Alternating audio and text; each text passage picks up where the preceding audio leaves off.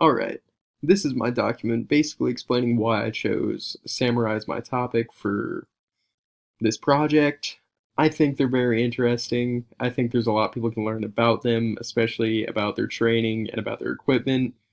But overall, I just think that the samurai and a lot of other warriors are just underrepresented in history classes, but that's aside the point.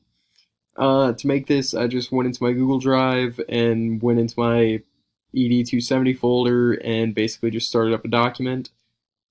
Uh, Here I've got some comments from my colleague Grant, and he asked why I focused on the Tokugawa period, and that was mainly because that was when the samurai were most prevalent.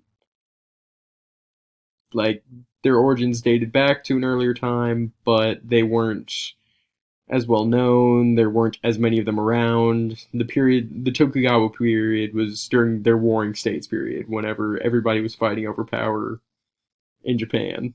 So I think it's kind of interesting. But that'll be about it for this, though.